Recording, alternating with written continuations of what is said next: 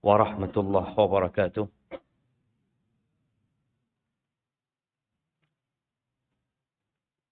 Alhamdulillahi wa kafa.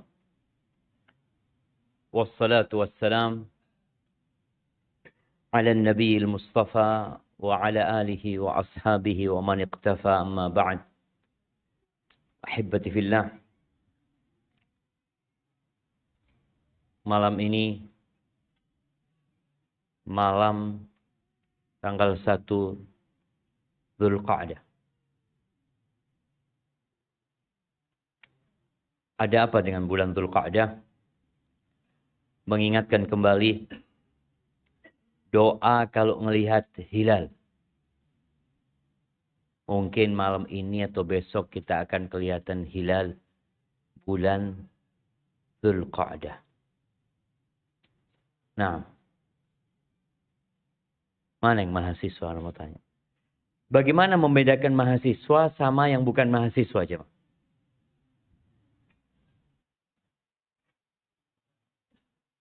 Apa ada triknya?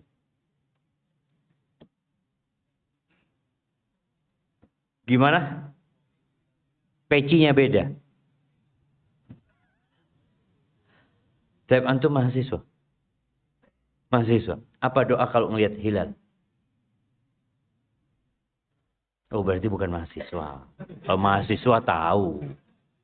Nah, antum bukan. Makanya nggak tahu kan? Tuh, yang bukan mahasiswa nggak tahu. Antum, mahasiswa apa bukan? Tahu? Ah, berarti bukan mahasiswa. Mana yang mahasiswa? Nah.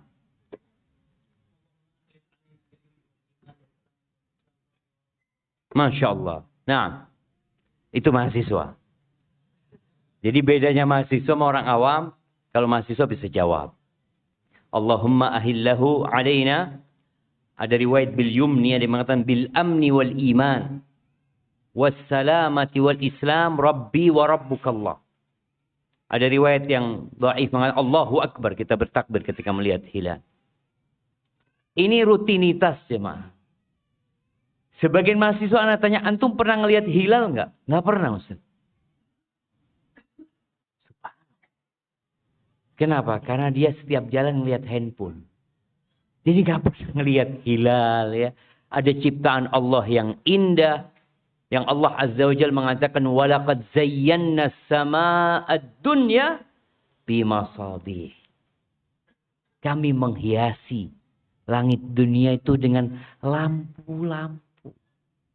Allah mengatakan afala yanzuruna ilal ibili kaifa khuliqat wa ilas sama kaifa rufi'at. Kita disuruh ngelihat jemaah. Maka besok atau lusa antum akan kelihatan hilal. Hilal kalau lahir, nah yang mahasiswa tanya, hilal itu kalau lahir di timur apa di barat? Matahari yang di timur. Lahirnya di barat. Makanya orang itu ngelihat hilal ketika matahari terbenam. Bukan ketika matahari terbit. Karena ngelihatnya, lahirnya hilal itu di barat, nanti tenggelamnya di timur. Nanti makan ngelihat, semakin ke timur hilang. Nanti lahir lagi, maka besok antum melihatnya di timur apa di barat? Di barat. Kelihatan hilal itu. Katakan Allahumma. Subhanallah ya. Memulai setiap bulan dengan doa. Allahumma ahillahu alaihi. Allah jadikan hilal ini, bulan ini, bulan yang penuh dengan keimanan atau keamanan dan keimanan. Siapa yang enggak ingin hidupnya aman? Bisalamati wal Islam. Bulan yang penuh dengan keselamatan dan penuh dengan Islam. Nilai-nilai Islam ada di dalamnya. Lalu kita bagaimana mengikrarkan tauhid kepada bulan yang sebagian masyarakat di dunia ini menyembah bulan. Bagaimana Allah ceritakan kaumnya Nabi Ibrahim alaihissalam ketika melihat bulan, mereka menganggap Tuhannya. Kita katakan kepada bulan, Rabbi wa rabbukallah. Tuhanku dan Tuhanmu itu Allah. Engkau ini cuma makhluk. Dimulai tiap bulan seperti itu. Nah, mahasiswa. Iya. Coba anak tanya ke mahasiswa. Sebutkan bulan haram. Dzulhijjah, Muharram, Rajab, Sya'ban. Antum 3/4 mahasiswa. 1/4-nya bukan. Sya'ban masa masuk bulan haram? Coba diingat lagi. Dzulqa'dah, Dzulhijjah, Rajab, satu lagi Muharram. Ahsan, baru mahasiswa. Ya, ana memotivasi para mahasiswa agar mereka, ya namanya mereka penuntut ilmu. Sebagian orang awam itu terus terang ana lihat lebih peduli dengan nilai-nilai Islam yang diremehkan oleh sebagian orang. Maka nggak boleh. Makanya para ulama mengatakan orang awam aja tahu, masa mahasiswa nggak tahu? Gitu. Para penuntut ilmu ini harus lebih semangat. Ada dulu orang awam yang Masya Allah, dia suka baca buku.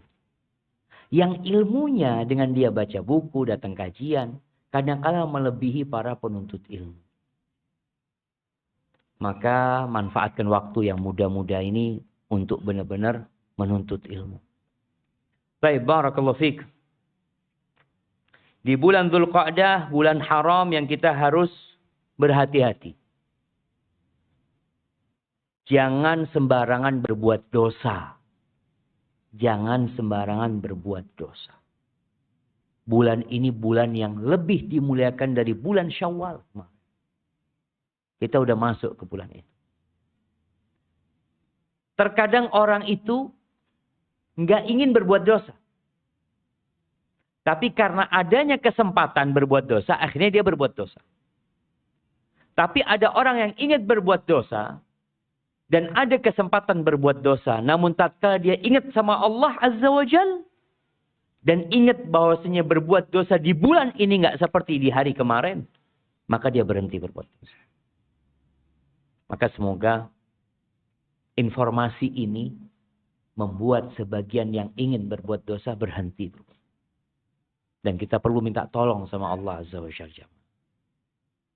Adanya handphone ini benar-benar ya menghabiskan waktu kita.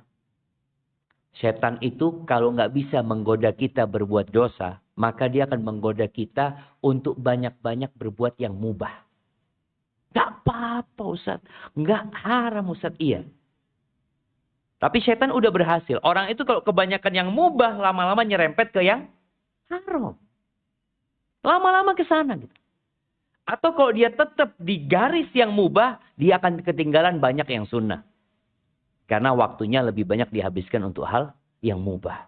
Ingat bagaimana Nabi Adam alaihissalam bersama Hawa. Ketika dikasih peringatan.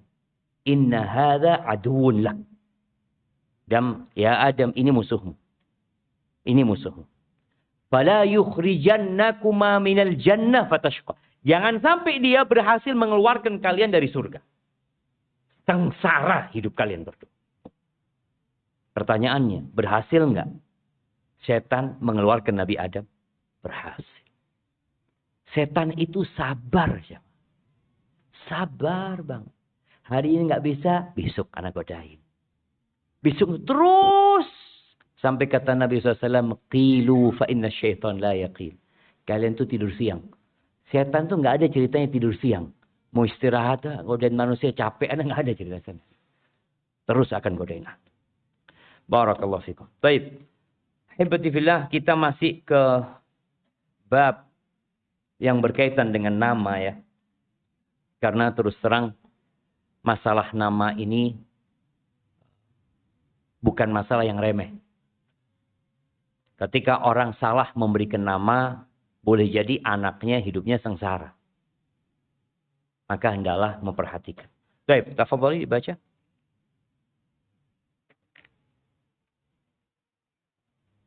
Assalamualaikum warahmatullahi wabarakatuh.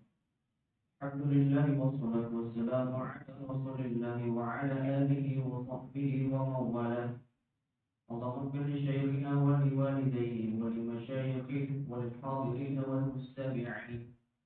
ثم قال صاحب كتاب الأدب المفرد وهو أمير المؤمنين في الحديث لسان محمد بن إسماعيل بن إبراهيم بن المغيرة بن بردبة في البخاري رحمه الله تعالى. باب يدعى الرجل بأحب الأسماء إليه.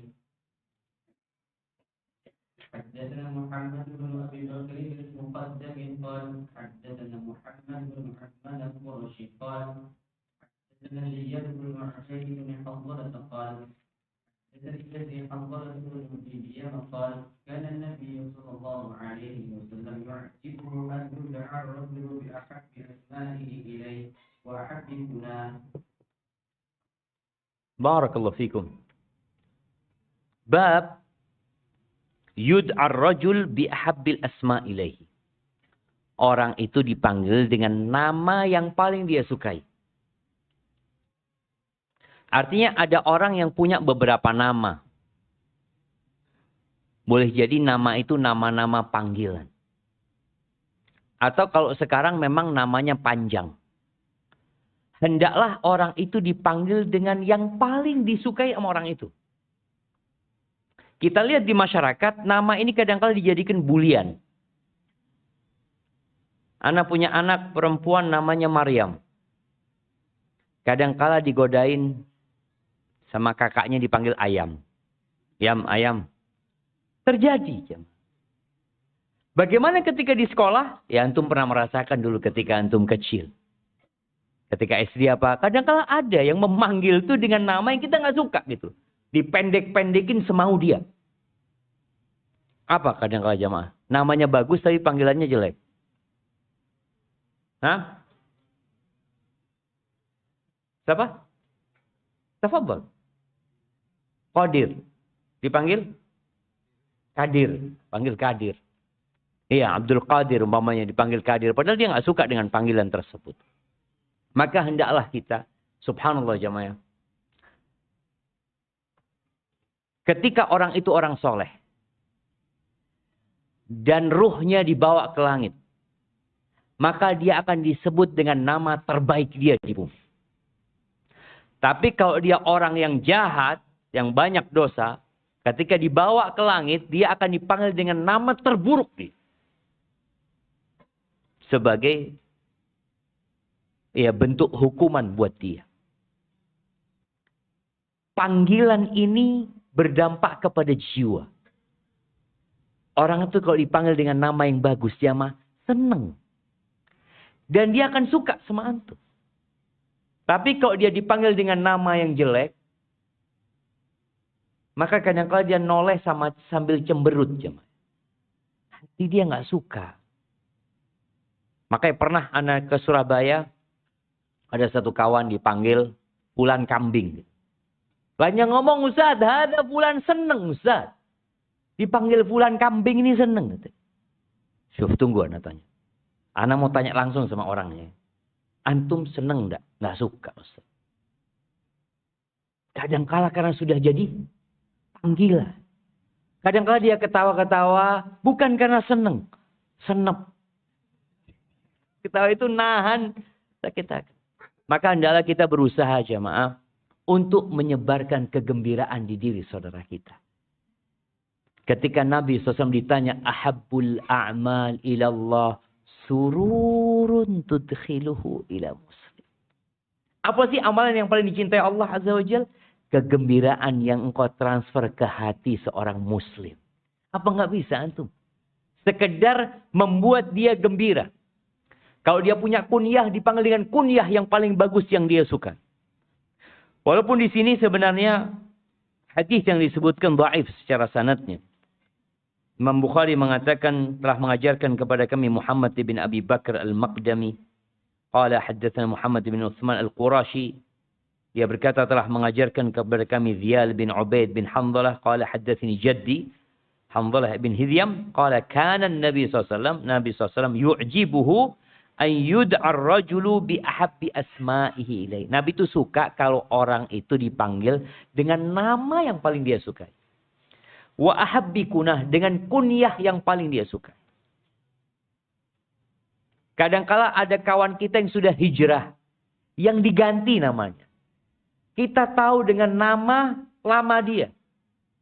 Dia namanya Bowo Subroto. Anda atau artinya. Mungkin dia ngomong, Ustaz, anak kayaknya mau ganti nama Abdul Hadi. Baik, dia ganti namanya Abdul Hadi. Tapi karena anak tahu nama asli dia Bowo, anak panggil dia Bowo. Dia ngelihat, anak sudah ganti nama kok. Dipanggil dengan nama itu. Maka tolong kita hargai teman-teman kita. Yang telah mengganti namanya dengan nama yang indah. Dan antum kenal dia sudah dulu dengan panggilan nama lamanya dia. Gimana cara kita? Ya udah, kita beradaptasi memanggil dia dengan nama yang dia sukai. Atau dia suka dipanggil dengan kunyahnya. Ya udah, kita panggil dengan kunyahnya. Cuma sekali lagi, kalau antum memperkenalkan diri, tolong kenalkan diri dengan nama. Dengan nama. Jangan memperkenalkan diri dengan kunyah. Siapa nama antum? Katakan nama ana Syafiq. Ana Abu Jabir. Itu mengenalkan namanya ana Syafiq gitu. Tapi panggilan ana Abu Jabir. Seperti itu. Baik, barakallahu fiik. Dilanjutkan. Assalamualaikum warahmatullahi wabarakatuh. Tahwil ismi Asiyah. صدقت بن الفضل قال حدثني يحيى بن سعيد وقال عن عبد الله عن نافع عن ابن عمر ان النبي صلى الله عليه وسلم غير اسم عافيه ان النبي صلى الله عليه وسلم غير اسم عافيه وقال انت جميله. واصل. حدثنا علي بن عبد الله وسعيد بن محمد قال حدثنا يعقوب بن ابراهيم قال حدثنا ابي عن محمد بن اسحاق قال حدثني محمد بن عمرو بن العطاء انه دخل على زينب بنت ابي سلمه فسالته عن اسمه عنده قال فقلت اسمها بره قالت غير اسمها فإن النبي صلى الله عليه وسلم نكح زينب بنت جحش واسمها برة وغير اسمها إلى زينب ودخل على أم سلمة تزوج أخت برة فسمعها تدعوني برة فقال لا تزكوا أنفسكم فإن الله هو أعلم بالبرة منكن والفاجرة سميها زينب والفاجرة. أحسن الله إليكم فإن الله أعلم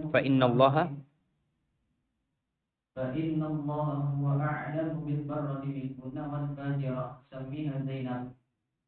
فقالت من هي زينب؟ فقلت لها ما تسمي؟ فقالت غيره إلى ما غير إليه رسول الله صلى الله عليه وسلم فسميها زينب. عندك فقلت لها ما أسمي؟ فقلت لها ما أسمي. Siapa yang ada ziyadatul ma? Baik.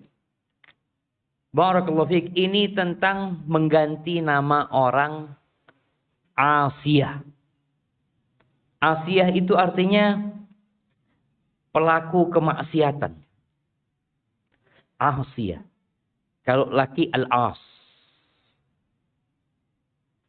Sebenarnya mereka menamakan Asia itu untuk menunjukkan dia orang yang sulit untuk ditaklukkan mungkin ya. Orang yang gak gampangan. Tapi syiarnya seorang muslim itu adalah taat kepada Allah SWT. Maka sekarang kalau ada orang namanya, siapa nama antum? Ahli maksiat. Ahli maksiat. Nggak ada kan. Tapi dulu ada gitu. Nama itu ada. Maka disebutkan bahwa nama Asia ini seperti tadi yang disampaikan. Karena orang yang gak gampangan. Mungkin bisa disebut orang yang bandel. Subhanallah. Al-Imam Bukhari menyebutkan hadis yang pertama di sini. Telah mengajarkan kepada kami Shadaqah bin Fadl, dia berkata telah mengajarkan kepada kami Yahya bin Sa'id Al-Qattan, dari Ubaidillah, dari Nafi', dari Abdullah bin Umar. Jadi disebutkan yang namanya Asiyah ini adalah putrinya Umar. Ada riwayat yang mengatakan Umar punya nama anak namanya Asiyah, yaitu pelaku kemaksiatan. Kemudian Nabi SAW ketika tahu namanya Asiyah, Nabi tidak membiarkan. Kita tahu bagaimana Rasulullah SAW ingin kebaikan buat para sahabatnya. Ingin kebaikan buat umatnya. Maka beliau langsung merubah namanya ini dengan ucapannya anti Jamilah. Anti Jamilah. Engkau adalah Jamilah. Jadi makna Asiyah itu, yaitu tadi orang yang nggak nurut ya. Yang sulit. Sebenarnya mereka ingin mengatakan Asiyah itu orang yang nggak nerima kekurangan lah. Dia ingin kesempurnaan. Mungkin seperti itu sebagian orang Arab ketika menamakan putrinya. Tapi nama itu nama yang buruk. Karena mengandung makna maksiat tadi. Lalu Nabi SAW mengatakan nama anti Jamilah. Kenapa kok nggak dikasih nama Muti'ah? Muti'ah. Muti'ah itu lawannya Asiyah. Taat itu lawannya maksiat. Kenapa Nabi tidak mengatakan anti Muti'ah? Sebagian ulama yang mensyarah hadis ini mengatakan makhafatut tazkiyah. Karena kalau dikasih nama Muti'ah itu takut ada unsur tazkiyah, menyucikan dirinya. Jadi dikasih nama anti Jamilah. Nama Jamilah ini banyak di Indonesia. Apa? Ayu, elok, indah. Apa lagi jamaah? Itu artinya Jamilah gitu. Jadi orang tua ngasih nama anak perempuannya Ayu. Benar nggak anak perempuannya Ayu? Benar. Masa anak perempuannya ganteng? Kan tidak. Jadi ketika dia mengatakan Ayu, ya Ayu gitu. Jadi itu nama yang mungkin perlu dipakai. Sekali lagi nggak harus bahasa Arab ya nama ya. Antum punya anak mau dikasih nama Indah. Ya sudah Indah binti Syafiq. Masya Allah. Atau Ayu. Seperti itu. Baik. Makanya termasuk nama yang perlu diganti. Kemudian di hadis selanjutnya. Kalau nama pertama ini mengandung unsur yang buruk.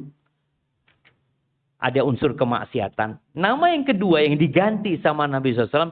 Karena mengandung unsur tazkiyah. Ada sok suci lah. Penyucian buat diri. Al-Imam Bukhari menyebutkan telah mengajarkan kepada kami Ali ibn Abdullah dan Sa'id ibn Muhammad. Dua orang nih gurunya Imam Bukhari.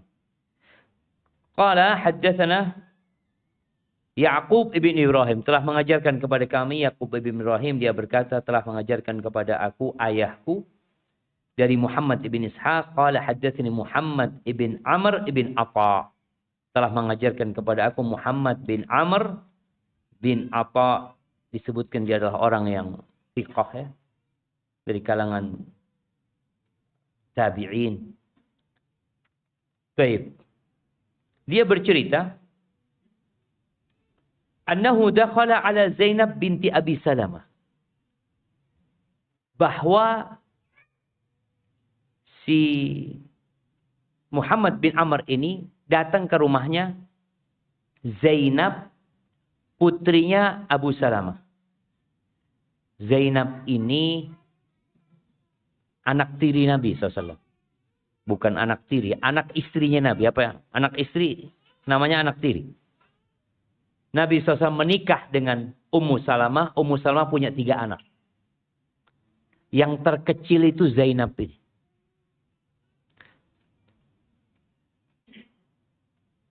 Zainab ini bertanya kepada Muhammad bin Amr bin Atha. Fasa'altu an ismi ukhtin lahu. Engkau punya adik perempuan. Siapa nama adik perempuanmu? Ditanya sama Zainab. Qala faqultu ismuha Barrah. Namanya Barrah. Barrah ini artinya kebaikan. Dari kata bir. Jadi kebaikan yang sudah Masya Allah. Isinya baik semuanya. Kalau bicara barrah. Qalat ghayyir ismaha. Ganti namanya. Zainab menyuruh Muhammad bin Amr mengganti nama adiknya. Atau kakaknya. Kenapa alasannya kok harus diganti? Disinilah jamaah seorang muslim itu tidak bertindak kecuali dengan dalil. Dia tidak berucap kecuali ada sandarannya. Bukan menurut saya. Bukan. Ketika Zainab menyuruh Muhammad mengganti nama saudarinya, maka dia mengatakan fa innan nabiyya sallallahu alaihi wasallam. Jadi antum kalau hendak memberikan nasihat kepada orang, antum sampaikan nasihatnya, ini nggak boleh. Antum jangan lakukan itu. Jangan berhenti di situ. Sampaikan alasan antum melarang dia. Apa alasannya? Qala Allah Ta'ala. Kalau memang ada ayatnya dalam Al-Quran Karim. Kalau ternyata sandaran antum hadis, antum katakan, Qala Rasulullah SAW. Jangan katanya Ustadz Syafiq tidak boleh. Sopo Ustadz Syafiq ini? Jangan. Karena perkataan Ustadz itu bukan dalil. Antum katakan katanya Ustadz nggak boleh karena disebutkan dalam hadis seperti ini. Gitu. Itu nggak ada masalah. Sehingga orang itu diajarin menjalankan agama berdasarkan dalil. Tapi ada orang awam yang nggak mau tahu, yang nggak ada masalah. Dia pokoknya katanya Ustadz, kan agamanya orang awam itu bertanya. Fas'alu ahla dzikri in kuntum la ta'lamun. Dia datang kepada Ustadz, Ustadznya menyampaikan, kalau Ustadznya menyebutkan dalil, alhamdulillah. Kalau memang dia bisa memahami, kalau enggak, ya katanya Ustadz nggak boleh. Haram katanya Ustadz. Apa dalilnya? Wallahu a'lam. Tanya Ustadz tentu. Itu orang awam. Nggak ada masalah. Tapi kalau penuntut ilmu ditanya apa dalilnya? Wallahu a'lam. Ya. Itu bukan penuntut ilmu berarti. Hendaklah berusaha untuk mencari dalilnya. Dan di sini Zainab bintu Abi Salamah langsung mengatakan fa innan nabiy. Di setiap jiwa seorang muslim insya Allah ada pengagungan buat Nabi SAW. Jadi kalau dikatakan kepada ini Nabi loh, insya Allah dia paling tidak akan ada pengagungan. Iya, apa kata Nabi SAW? Fa innan nabiyya sallallahu alaihi wasallam nakaha Zainab bintu Jahsh. Nabi SAW menikahi Zainab bintu Jahsh. Wasmuha Barrah. Namanya dia dulu juga Barrah. Faghayyara asmaha Zainab. Maka diganti namanya dengan Zainab. Apa sih artinya Zainab? Disebutkan Zainab ini dari asal kata Zanib. Au minaz zaib. Zaib itu nama pohon yang enak dilihat, yang baunya wangi. Ada lagi yang berpendapat Zainab ini asalnya dari dua kata. Yang pertama Zain, yang kedua Ab. Zainu Ab. Artinya perhiasan bapaknya. Kesenangan bapaknya. Lalu huruf harokat di hamzanya dipindah ke nun, alifnya dihilangin. Jadinya Zainab. Apa jemaah? Zainab dari asal kata Zain Ab. Zainab. Akhirnya ya bahasa Arab kan ada pemindahan harokat-harokat sehingga dia menjadi Zainab. Baik. Kemudian wa dakhala ala Ummi Salamah hina tazawwajaha. Dan Nabi SAW masuk ke rumahnya Ummu Salamah ketika menikahi Ummu Salamah. Rasul SAW itu berapa istrinya? Nah, Ana mau tanya, yang mahasiswa. Antum. Berapa istri Nabi? 9. Bisa disebutkan antum? Nggak bisa. Nah, yang di sebelahnya. Ini mahasiswa ini. Tahu dari mana? Dari jaketnya, Masya Allah. Sahih, sahih. Nah, sebutkan nama-nama istri Nabi. Yang antum hafal. 9 itu nggak masuk Khadijah. 9 itu jamaah yang Nabi SAW meninggal dunia, mereka masih hidup.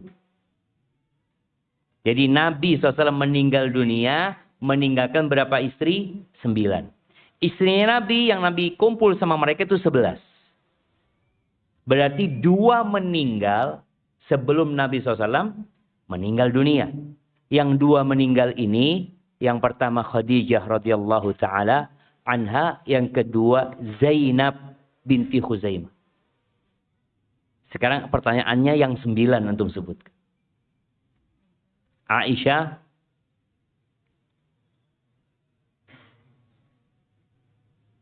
masa Aisyah doang?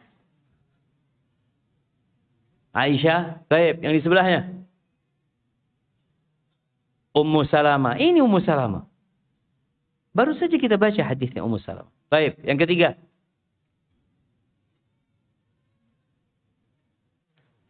Jamaah. Baik, antum. Antum yang pakai kacamata. Siapa nama antum? Winata. Bukan Tommy Winata. Winata. Baik. Kita punya Aisyah sama Ummu Salamah. Radhiyallahu ta'ala anhumah.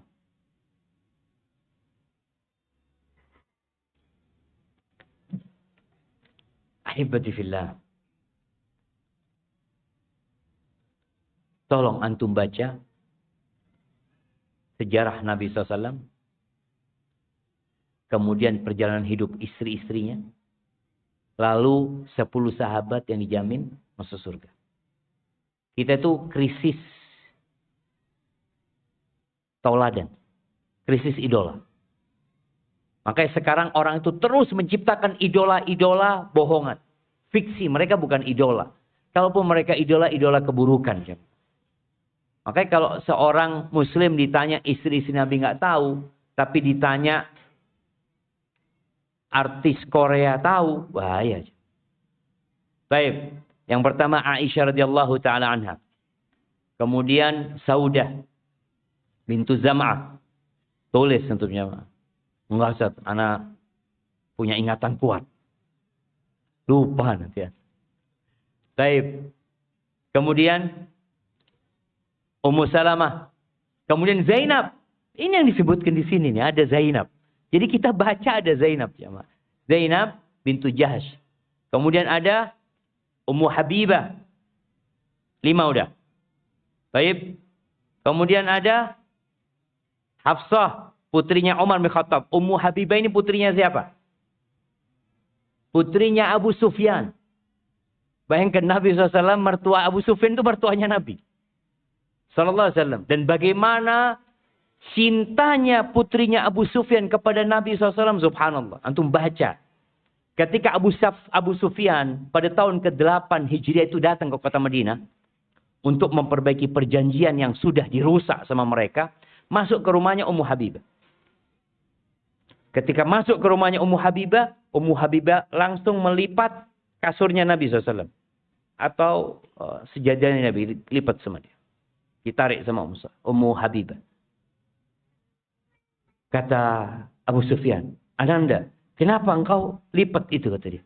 Apa takut membahayakan aku? Atau engkau nggak suka aku duduk di tempat itu? Apa kata Ummu Habibah? Hada firasyu Rasulillah SAW. Wa anta rajulun musyrik.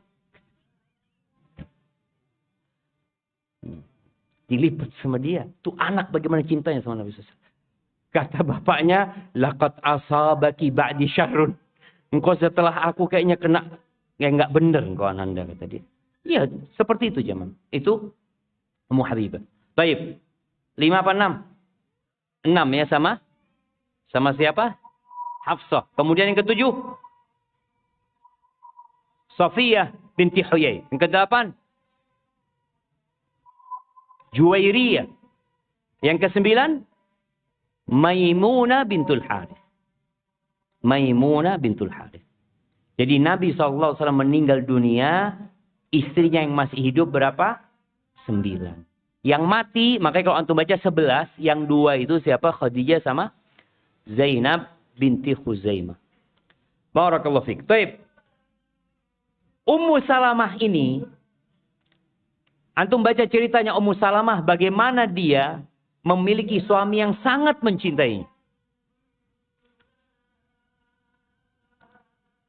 Ketika meninggal Abu Salamah, dia baca doa. Jadi ibunya Zainab ini baca doa. Doa apa? Inna lillahi wa inna ilaihi raji'un. Allahumma jurni fi musibati wa akhlif li khairan minha. Ya Allah, beri pahala di musibahku dan berikan ganti yang lebih baik darinya. Wallah, Ummu Salamah mengatakan, man khairun min Abi Salamah. Siapa ya yang jadi gantinya Abu Salamah? Siapa yang lebih baik dari Abu Salamah? Nggak dalam bayangan dia jawab. Dia kan minta ganti. Biasanya orang itu kalau cinta sama suaminya nggak ingin nikah lagi kan. Seperti itu. Tapi dia baca doa itu dan dia minta ganti yang lebih baik daripada musibah yang menimpa dia. Mikir-mikir man khairun min Abi Salamah. Karena Ummu Salamah yakin Allah akan kabulkan doanya. Ternyata siapa yang melamar? Rasulullah sallallahu alaihi wasallam. Dan Ummu Salamah ini cantik. Terkenal kecantikan. Ketika Nabi melamar Ummu Salamah kata, ya Rasulullah, inni dzatu iyal. Ya Rasulullah, aku punya anak. Banyak anaknya. 3 anaknya masih kecil-kecil semua. Artinya takut kerepotan gitu Nabi SAW. Wa inni mra'atun ghayur. Dan aku perempuan yang pencemburu. Gimana nih? Kata Nabi SAW, keluargamu jadi keluargaku. Artinya nggak wajib ya, suami istri, suami yang menikahi janda, dia nggak wajib ngasih nafkah kepada anaknya janda tersebut. Tapi termasuk kebaikan adalah ya membantulah anak-anak istrinya. Maka Nabi SAW menyebutkan, enggak, keluargamu kita gabungkan jadi keluargaku, kata Nabi SAW. Adapun masalah kecemburuanmu, fanasta'inu billah, maka kita akan minta tolong sama Allah. Nah ini urusannya berat bicara kecemburuan wanita. Maka antum kalau punya istri yang pencemburu, minta tolong sama siapa? Jangan curhat sama ustaz. Curhatnya sama Allah. Ustaz, anak. Minta sama Allah. Dan Nabi minta tolong sama Allah. Tahu. Ummu Salamah ini pencemburu. Subhanallah. Ketika menikahi Ummu Salamah, Aisyah dengar. Nabi kawin lagi nih. Aisyah langsung pakai jilbabnya, dia tutup, dia datang ke rumahnya Ummu Salamah. Aisyah nggak pernah ngelihat Ummu Salamah. Jadi dulu itu bukan perempuan yang suka nongkrong-nongkrong, enggak, semua punya kesibukan. Ketika dengar, maka Aisyah kepingin lihat. Karena Aisyah dengar Ummu Salamah ini cantik banget. Kemudian datang, nggak tahu kalau itu Aisyah, orang-orang kan pakai cadar. Setelah ngelihat Ummu Salamah, shock. Pulang ke rumah menjumpai Hafsah, putrinya Umar. Ya Hafsah, ternyata Ummu Salamah lebih cantik daripada cerita orang. Ini kata Hafsah, enggak lah kata dia. Ummu Salamah cantik, tapi engkau cemburu aja. Coba engkau lihat lagi. Berangkat lagi. Berangkat lagi ke rumahnya Ummu Salamah. Dilihat, oh iya. Enggak lah. Baru dia, enggak lah. Artinya dia merasa tetap ana lebih cantik dari dia gitu loh. Merasa seperti itu. Dan subhanallah ada cerita yang Nabi SAW ketika ke rumahnya Ummu Salamah, Nabi nggak langsung masuk. Karena kan ada si kecil ini. Si kecil yang namanya Barroh ini diganti namanya Zainab sama Nabi SAW. Nabi kadang-kadang datang ke rumahnya Ummu Salamah. Aina Zainab? Mana Zainab? Dipanggil Zainab. Itu panggilan apa ya? Panggilan Astagfirullahaladzim. Manja. Dipanggil Zainab. Aina Zainab? Itu ada ya Rasulullah. nggak jadi Nabi masuk ke rumahnya Ummu Salamah. Artinya seorang suami yang menikah dengan perempuan kedua, dengan istri kedua dia itu baru diwajibkan adil kalau dia sudah kumpul. Jadi kalau belum kumpul dia belum wajib ngasih malam sama istrinya ini. Nabi mau masuk selalu ada Zainab. Zainab masih disusui sama Ummu Salamah. Sampai suatu hari Bilal datang. Datang ke rumahnya Ummu Salamah. Mana Zainab? Kata. Ini kata dia. Ini Zainab. Digendong sama Bilal dibawa. Nabi SAW datang. Aina Zainab? Mana Zainab? Kata. Dibawa sama Bilal ya Rasulullah. Kata dia. Baru Nabi masuk ke rumah istrinya. Ummu Salamah radhiyallahu ta'ala. Nah di sini disebutkan bahwasanya ketika beliau menikahi Ummu Salamah. Namaku Barrah. Ketika mendengar ibuku memanggilku Barrah. Faqala la tuzakku anfusakum. Kalian jangan menyucikan diri kalian. Dengan mengatakan Barrah. Fa innallaha huwa a'lamu bil barra min kunna wal fajira. Sesungguhnya Allah tahu siapa yang baik di antara kalian. Dan siapa yang pelaku dosa. Fajira. Allah yang lebih tahu. Maka kasih nama itu jangan yang mengandung unsur tazkiyah. Memberikan penyucian buat dirinya. Dia seakan-akan orang yang paling baik. Sammiha Zainab. Kata Nabi SAW, kasih nama Zainab. Tadi nama Zainab artinya Zainab atau nama pohon yang wangi dan indah. Faqalat fahiya Zainab.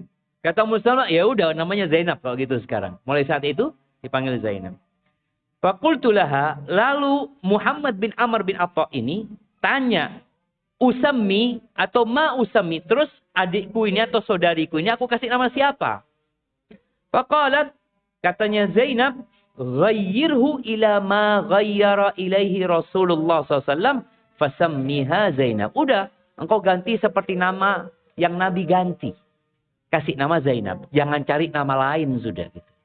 Kasih nama Zainab. Jadi Zainab ini termasuk nama yang indah, yang Nabi telah merubah nama istrinya dan nama anak sambungnya ya, atau anak tirinya. Barakallahu fiik. Mungkin kita dengarkan azan.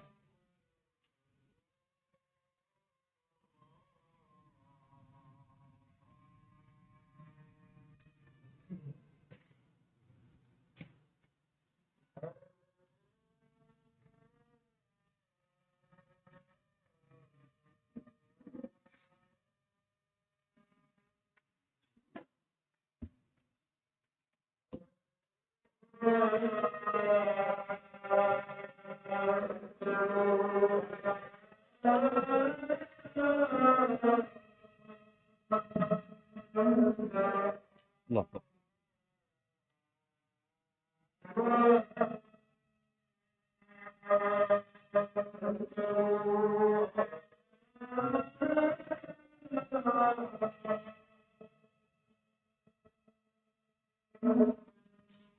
Allahu Akbar.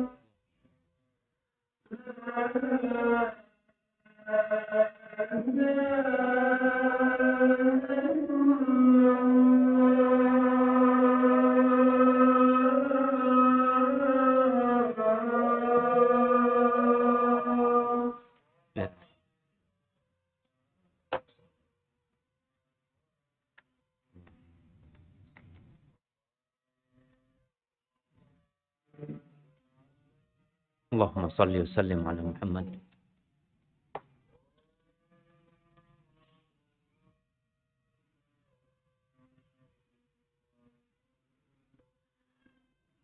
Afwan Ustaz. Soal menikah lagi. Harus ada izin dari istri pertama atau tidak Ustaz? Barak. Kalau untuk mengeluarkan buku nikah. Jadi untuk dicatat di catatan KUA ya. Itu memang harus ada izin dari istri pertama. Artinya proses pengeluaran buku itu menuntut hal itu. Tapi kalau secara hukum agama, Allah tidak mensyaratkan hal itu. Yang Allah syaratkan itu adalah mampu berlaku adil. Maka Allah katakan, fankihu ma taba lakum minan nisa mathna wa thulatha wa ruba'. Fa in khiftum alla ta'dilu fawahidah. Allah katakan nikahi yang baik-baik dari wanita itu 2, 3, 4. Kalau kalian takut tidak mampu berlaku adil, fawahidatan aw ma malakat aymanukum. Kalian nikah satu atau sama budak, nggak menikah gitu. Membeli budak. Jadi tidak disyaratkan izin istri pertama. Karena untuk mendapatkan izin dari istri pertama ini sesuatu yang sulit. Berat. Nah, tapi nasihat ana seorang yang ingin nikah lagi hendaklah bertakwa kepada Allah. Wa man yattaqillaha yaj'al lahu makhraja. Barang siapa yang bertakwa kepada Allah, pasti Allah kasih solusi.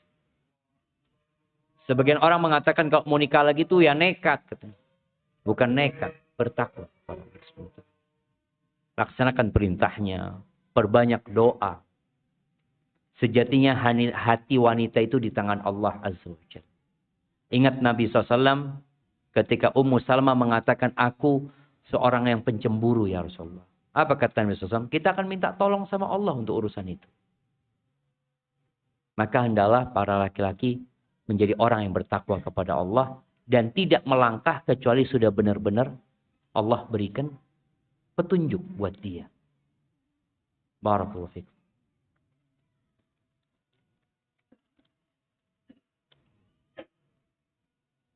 Assalamualaikum Ustaz. Dulu saya merasa kurang berbakti kepada kedua orang tua saya. Saat ini kedua orang tua saya sudah tidak ada. Sudah meninggal. Apakah saya bisa berbakti walaupun beliau sudah meninggal? Apakah dengan doa memohon ampun untuk kedua orang tua itu bisa dikatakan berbakti? Apakah saya bisa mendapatkan pahala berbakti kepada orang tua? Syukran Ustaz. Assalamualaikum warahmatullahi wabarakatuh. Ahibati fillah.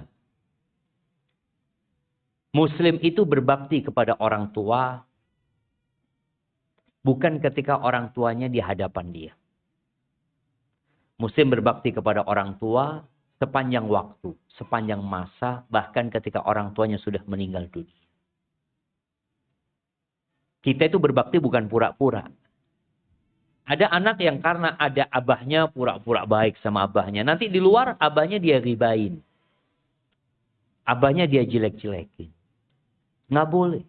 Artinya dia berbakti kepada orang tuanya dalam semua kondisi. Jadi berbaktinya Muslim itu bukan karena pura-pura. Bukan karena ingin sanjungan dari orang tua. Tapi karena Allah yang memerintahkan. Allah yang memerintahkan. Subhanallah ya. Allah itu tidak perintahkan orang tua untuk mengasihi anak-anaknya. Karena orang tua sudah dikasih kasih sayang. Orang tua akan cinta sama anaknya itu. Tapi sama orang tua, jadi gini. Kecintaan bapak sama anak itu tertanam. Tertanam dalam nalurinya. Tapi kecintaan anak kepada orang tua itu dibikin. Dibuat. Maka diperintahkan sama Allah. Artinya kita perlu mengadakan cinta itu. Antum nih para mahasiswa yang merantau. Jarang antum ingat sama orang tua. Anak pernah jadi mahasiswa. Ketika anak sibuk dengan tugas-tugas kampus. Itu kadang-kadang kita lupa sama orang tua kita. Ingat kalau akhir bulan. Fulus kok menipis. Baru ingat sama orang tua. Jadi antum ingatnya sama orang tua karena kebutuhan. Orang tua ingat sama anak selalu. Wallahi orang tua itu walaupun sudah sepuh. Anak kalau ingat sama orang tua anak, Masya Allah. Anak pernah sakit. Gak bisa datang ke rumah orang tua. Karena biasanya anak tiap sore datang ke rumah orang tua. Anak gak bisa berangkat. Ibu anak itu stroke harus naik kursi roda. Bapak anak juga gak terlalu sehat. Ketika dengar anak sakit, ibu anak itu berangkat naik kursi roda. Dinaikkan ke mobil untuk jenguk anak yang sakit. Itu cintanya orang tua sama anak. Tapi cinta anak sama orang tua harus dibikin. Harus dipaksain jemaah. Dengan cara apa? Antum lihat fa'bail berbakti sama orang tua. Antum ingat dengan kebaikan-kebaikan orang tua. Itu insya Allah akan membuat antum jadi cinta sama orang tua. Dan ingin berbakti maksimal sama orang tua. Makanya ada orang yang mengatakan, Ustadz, ana nih lahir. Gak ketemu sama abah ana Ustadz. Abah ana menceraikan ibu ana. Kemudian ana dititipkan ke nenek. Lah ana sama bapak sama ibu. Sekarang ana sukses. Bapak mendekat, ibu merapat. Gimana Ustaz? Antum gak ingat ketika antum berada di perut ibu antum. Antum ngomong kayak gitu. Antum gak pernah ingat ketika antum dikeluarkan dari perut ibu antum. Maka pantas omong antum kayak gitu. Makanya Allah Azza wa Jalla ketika nyuruh kita berbakti. Selalu mengatakan. Wasainal insana biwalidai ihsana hamalathu ummuh. Ingat ibunya yang mengandung dia. Berbuat baik kepada kedua orang tua. Lalu ibunya yang mengandung dia. Karena masa antum di kandungan, masa antum keluar dari perut ibunda antum, masa antum disusui, masa itu zero dari ingatan antum. Nggak ada. Kita nggak merekam itu jawab. Maka Allah mengingatkan kita. Antum nggak ingat. Tapi ketika antum dibelikan motor, antum ingat. Antum dibelikan sepeda, antum ingat. Tapi ada 3 fase itu antum sama sekali nggak ada di memori antum. Terus gimana? Allah mengingatkan. Maka adalah kita berbakti sama orang tua kita. Terus bagaimana ketika sudah meninggal dunia? Terus berbakti sama orang tua. Dengan cara mendoakan kedua orang tua. Doakan orang tua antum. Mohonkan ampun buat orang tua antum. Jadilah antum anak yang soleh. Insya Allah ngalir tuh pahala buat orang tua antum. Hafalkan Al-Quranul Karim. Mungkin antum bisa memberikan pakaian dan memberikan mahkota buat orang tua antum kelak pada hari kiamat. Kalau antum bisa menghafalkan Al-Quran dan mengamalkannya. Berbuat baik kepada kerabat-kerabat orang tua. Sering nih anak, kalau sudah nggak ada orang tuanya di kampung, nggak pernah balik ke kampung sudah. Ditanya, antum dari mana? Ana dari Banyuwangi Ustaz. Sekarang tinggal di Surabaya. Antum ke Banyuwangi? Aduh, udah hampir nggak pernah Ustaz. Abah ibu udah meninggal. Dia merasa keluarganya cuma abah ibunya. Padahal inna min abarril bir. Ini kita bahas di Adabul Mufrad. Jadi antum kalau baca kitab Adabul Mufrad ini, bab yang pertama itu bab berbakti sama orang tua. Di situ ada hadis yang diriwayatkan oleh Abdullah bin Umar bin Khattab. Nabi alaihissalatu wassalam mengatakan inna min abarril birri silatur rajuli ahla wuddi abi. Termasuk puncak dari kebaktian anak kepada orang tuanya itu adalah melanjutkan berbuat baik kepada orang-orang yang dicintai orang tuanya. Jadi berbuat baik bukan sama orang tuanya, cuman sama sohibnya orang tua. Sama kerabatnya orang tua. Ini siapa? Ini ammi ana. Ini khol ana. Ini sohibnya abah ana. Makanya dahulu orang tua itu Masya Allah. Ana masih ingat bagaimana abah ana. Semoga Allah yubqiha fi ta'atillah. Itu kalau ada tamunya datang, dipanggil anak-anaknya itu. Syafiq! Oh. Datang gitu. Suruh salaman. Ini fulan. Ini sahibnya baba. Ini fulan. Jadi kita dikenalkan sama kawan-kawannya abah ini. Sehingga kita jadi tahu. Gitu. Ini kawannya abah masih SD. Anak sampai sekarang tahu kawannya abah masih SD. Subhanallah. Itu orang tua mengenalkan kita. Agar ketika mereka meninggal dunia. Atau sebelum mereka meninggal dunia. Kita pun terus berbuat baik sama kawan-kawan ayah kita. Dengan saudara ayah kita. Maka termasuk kebaktian antum. Antum cari saudara ayah antum. Antum cari orang-orang yang dicintai ayah antum, ibu antum. Berbuat baik sama mereka. Itu min abarril bir. Dan itu tanda kesetiaan antum sama abah antum dan ibu antum. Kemudian sedekah buat orang tua. Itu termasuk amalan yang diterima. Bagaimana ceritanya Sa'ad bin Ubadah kalau nggak salah. Ketika dia datang kepada Nabi SAW mengatakan, ibuku meninggal dunia sedangkan aku di luar kota Madinah. Afa yanfa'uha idza tasaddaqtu anha? Bermanfaat enggak kalau aku bersedekah buat dia? Naam, kata Nabi, bermanfaat. Jadi itu termasuk yang bisa dilakukan anak kepada orang tuanya. Dan kalau orang tuanya punya utang, lunasin hutang orang tuanya. Kalau orang tuanya mungkin punya banyak kesalahan sama tetangga, untuk datang minta maaf supaya mereka memaafkan orang tua antum. Barakallahu fikum. Izin bertanya Ustaz, apakah nama Ahsan termasuk tazkiyah? Wallahu alam ya.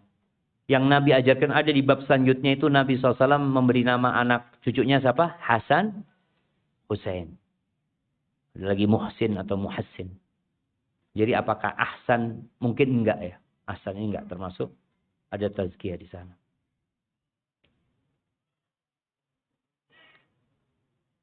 Apakah rambut wanita yang sedang haid kalau rontok harus dikumpulin? Karena kalau tidak dikumpulin nanti jadi api di akhirat. Mohon penjelasan Ustaz. Barakallahu fikum. Ahibati fillah. Jadi yang terlepas dari tubuh manusia ini terhormat ya.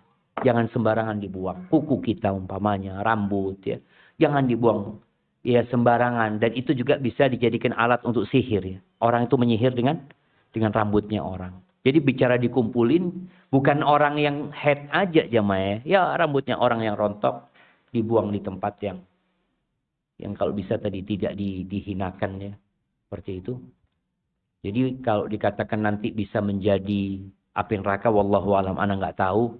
Jadi rambut itu sudah terputus media barang mati. Atau maksudnya dia apakah harus dimandiin juga? Jadi ketika mandi apa? Mandi junub, rambutnya yang rontok ini gimana? Apa juga? Dimandiin juga. Enggak seperti itu.